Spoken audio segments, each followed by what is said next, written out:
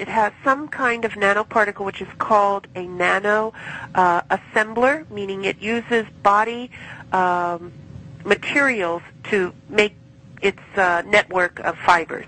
Okay. And I compared it to, we had a sample of a meteorite, which was supposed to be from Mars, I believe, and that meteorite did not match the composition of what the fibers were. It was like someone who had Morgellons touched the meteorite and gave Morgellons to the meteorite, and the fiber, the nanoarrays used the building materials of what it was associated with, which was on that meteorite. So it's kind of like a parasite then.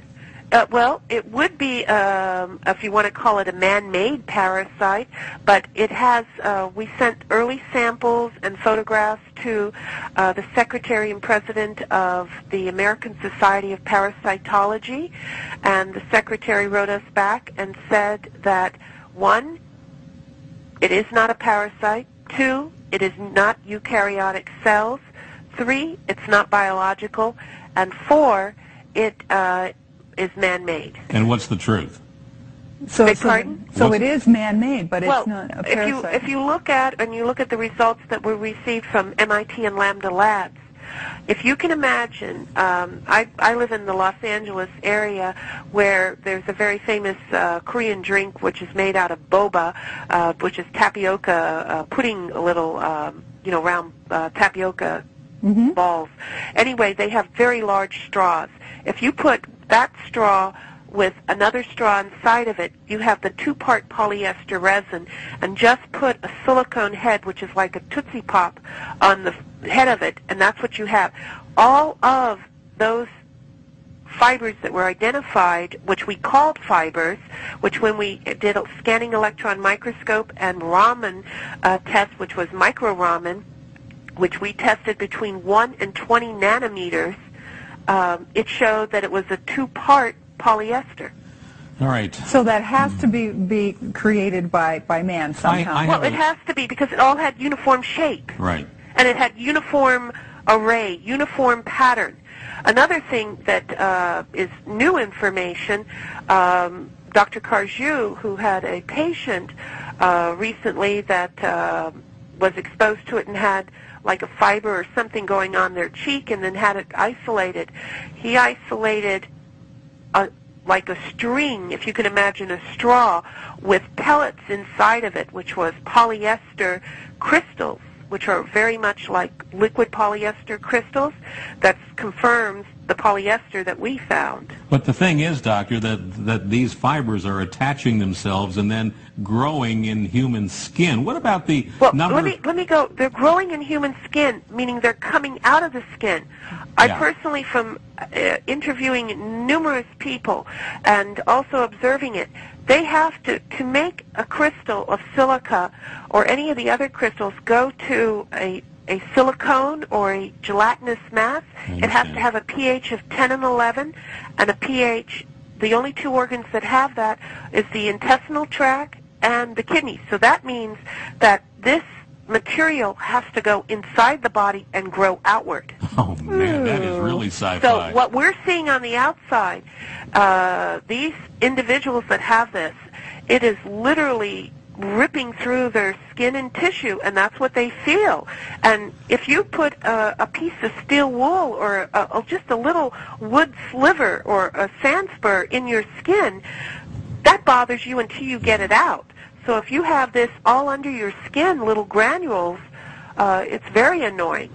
Doctor, is that why many Morgellons victims report that they feel like there's little microscopic bugs crawling under their skin? One lady, Vera Gallagher in California, actually took a knife and tried to cut her skin open to remove what she thought were bugs under her skin. Right. I don't know that individual, but that would explain why many people do have this effect, because this material, this nanomaterial, has an affinity for, once it comes out of those organ systems that have the high pH, which is alkaline, so it can make the gel, it goes to the peripheral nervous system, which is just underneath the skin. So it's on the baby nerves, so you're going to feel everything. Oh, those poor people. So now the other thing is these people, they have these real symptoms. They are scratching. Their skin looks... They're real symptoms. Let me interrupt you, Kate. Meaning we have a questionnaire that Dr. Spencer and I use. There's 167 symptoms. And when we get a patient, they're lacking only 3 of those symptoms. But all of the patients that we've seen, they continually have basically all of the symptoms. And they are, if they go to someone else, though, these poor people, and many people who are going to be watching this tonight may have heard of this, or they may even have some kind of symptoms. They go to a regular GP. What happens to them? Well, a lot of them get misdiagnosed. A lot of them get thought of that it's all in their mind. Right.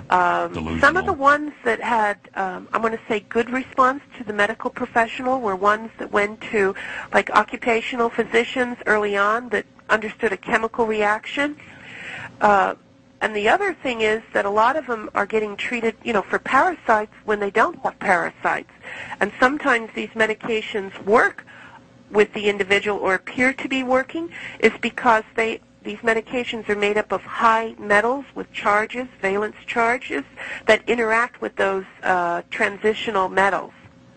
Oh, so it stops the process. It appears like it's gone or appears like it's working, but it still comes back because no one has stopped the, as I call it, the assembler, wherever it set up camp and making this continually happen. When you say assembler, that sounds like a robot or something. It's a good place to take a break. The correct term in the literature is called nanorobot. Perfect. We're going to leave that as we go into a commercial break, and when we come back, we'll ask you to explain that to our viewers. Hang on, everybody. Dr. Hilde will be right back.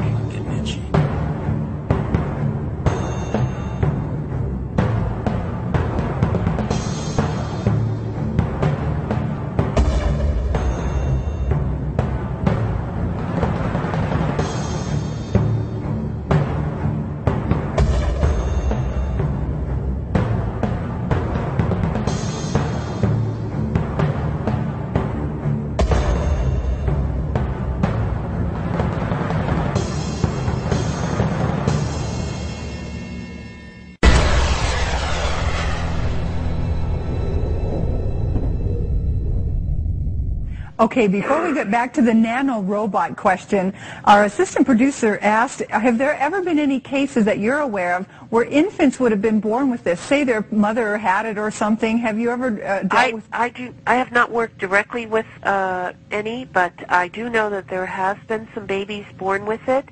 And this was told to me by Shoshana Allison, who's been my immediate person to collect all the information. Yes.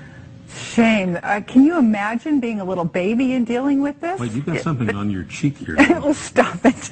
Now, tell us about these nanorobots. Well, nanorobots are either they can be, in this case, more like chemical made materials which have a specific function. This is very similar to what we've experienced in everyday life as memory foam in our beds. It always goes back into a certain position. With nanorobots, they go into a certain area. They're programmed to go in there, made to go into there, and only do one function or multiple functions. And in this case, make a network that is very similar to a fiber optic network. So within the body. So okay, fiber optics, and you earlier said something about silicone. Now, has there ever been any relationship? I'm sure people would wonder, okay, if somebody had, like, say, silicone breast implants, could that have any bearing on this? Yes, this could, because it could be a media to grow in. But the individuals that we have tested that had the silicone and the silica crystals, they did not have any breast implants. They did not have any type of prosthetic or anything that could be related to silicone or silica.